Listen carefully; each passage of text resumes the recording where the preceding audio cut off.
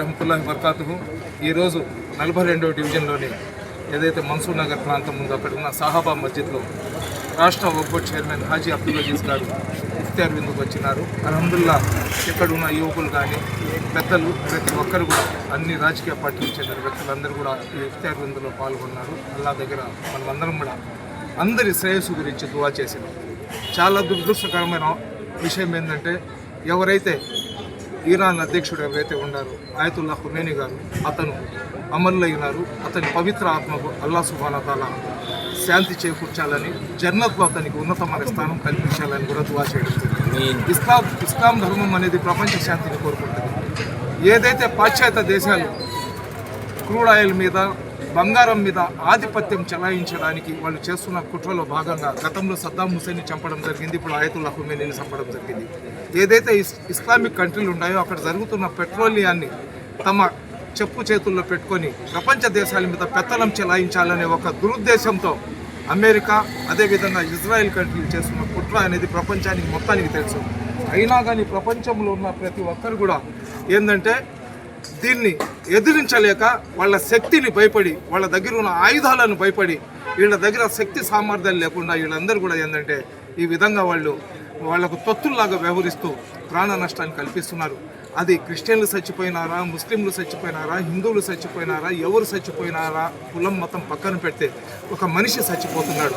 మనకు కావాలంటే ఒక 100 సంవత్సరాలు కష్టపడి లేదా 50 సంవత్సరాలు కష్టపడి ఒక పెద్ద బిల్డింగ్ని కట్టుకోగలం, దాన్ని పగలు కొట్టుకోగలం. కానీ ఒక మనిషి ప్రాణం పోతే ఆ ప్రాణాన్ని మనం తీసి ఇవ్వలేము. పసిబిడ్డలు, ఎలిమెంటరీ స్కూల్లో చదువుకునే పసిబిడ్డలు స్కూళ్ళలో 5వ తరగతి దాకా, ఎల్కేజీ నుంచి 5th క్లాస్ దాకా జరిగే ఎలిమెంటరీ స్కూల్ మీద ఏదైతే ఇజ్రాయిల్ వాళ్ళు బాంబు దాడి చేసి అక్కడ ఉన్న 50 మంది చిన్నారులను పొట్టలు పెట్టుకున్నారు. అదేవిధంగా ఇరాక్కి చెందిన మిసైల్స్ అక్కడ పోయేటప్పుడు మనిషి పేరు అడగవు, వెళ్ళిన ప్రాంతం అడగదు. అక్కడ ఎవరుంటే జనవాసాల మీద పడితే అక్కడ ఉన్న జనాలు కూడా చచ్చిపోతారు. కాబట్టి నేను ఒకటే కోరుకుంటున్నా, భారతదేశం అనేది శాంతిని కోరుకునే దేశం.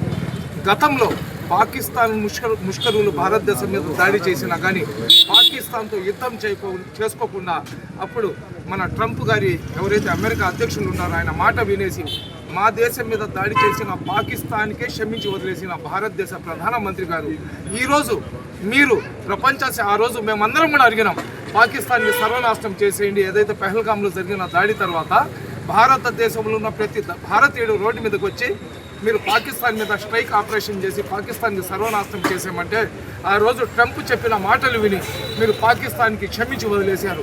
ఈరోజు మీరు పోయి ట్రంప్కి చెప్పండి, అక్కడ ఏదైతే మిడిల్ ఈస్ట్ కంట్రీలో జరుగుతున్న అరాచకాలు ఉన్నాయో దాన్ని ఆపమని చెప్పి ఈరోజు భారతదేశ ప్రధానమంత్రి ట్రంప్ గారికి, అదేవిధంగా భారతదేశం తల్లి అయితే ఇజ్రాయెల్ నాయన అని చెప్పారు, తండ్రి లాంటి వాడు అన్నారు.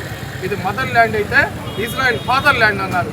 కాబట్టి మీరు తల్లిదండ్రులు కాబట్టి మీరు చెప్తే అటు నెతన్యాహు కానివ్వండి, నరేంద్ర మోడీ కానివ్వండి, ఇద్దరు వింటారు. కాబట్టి ఈ యుద్ధాన్ని ఇంత ఆపండి. ఎందుకంటే పవిత్రమైన రంజాన్ నెలలో ఉమ్రా చేయడానికి ప్రపంచ దేశాల నుంచి ప్రతి ఒక్కరు వెళ్ళి ఉంటారు.